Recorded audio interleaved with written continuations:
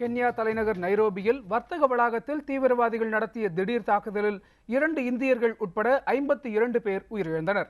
முகமூடி அணிந்த தீவிரவாதிகள் நைரோபி வர்த்தக வளாகத்திற்குள் புகுந்து நேற்று கண்மூடித்தனமாக துப்பாக்கிச் சூட்டில் ஈடுபட்டனர். மேலும் பல இடங்களில் ஏராளமானோரை தீவிரவாதிகள் பிணை கைதிகளாக பிடித்து வைத்துள்ளனர்.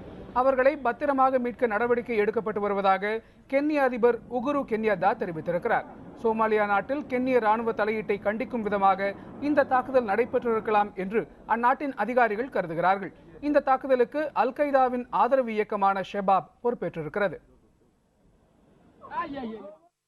கென்ய தலைநகர் நைரோபியில் உயிரிழந்த பேரில் 2 இந்தியர்கள் என்றும் அதில் ஒருவர் தமிழ்நாட்டைச் சேர்ந்தவர் என்பதும் தற்போது தெரிய வந்திருக்கிறது. அங்குள்ள ஒரு மருந்து நிறுவனத்தில் பணியாற்றி வந்த தமிழ்நாட்டை சேர்ந்த ஸ்ரீதர் நடராஜனும் வங்கி மேலாளர் ஒருவரின் மகரான பரம்ஷு ஜெயினும் கொல்லப்பட்டதாக இந்திய வெளியுறவுத்துறை அமைச்சகம் தெரிவித்துள்ளது. இந்த தாக்குதலில் மேலும் 4 இந்தியர்கள் காயமடைந்திருப்பதாகவும் தெரிவிக்கப்பட்டுள்ளது. உயிரிழந்த ஸ்ரீதர் நடராஜனின் மனைவியும் மஞ்சுளாவும் காயமடைந்து சிகிச்சை பெற்று வருகிறார். பலியான ஸ்ரீதர் கென்யா செல்லும் முன்பாக சென்னையில் பணியாற்றி வந்தார். அவரது மனைவி திருச்சி மாவட்டம் உறையூரை சேர்ந்தவர் என்பது தெரிய வந்துள்ளது. கென்யாவில் நடைபெற்ற தீவிரவாத தாக்குதலுக்கு பிரதமர் மன்மோகன் சிங் கடும் கண்டனம் தெரிவித்துள்ளார். இது தொடர்பாக கென்ய அதிபருக்கு அவர் எழுதியிருக்கும் கடிதத்தில் தீவிரவாதத்தை ஒடுக்க சர்வதேச அளவில் ஒருமித்த நடவடிக்கை எடுக்கப்பட வேண்டும் என்று அவர் வலியுறுத்தியுள்ளார்.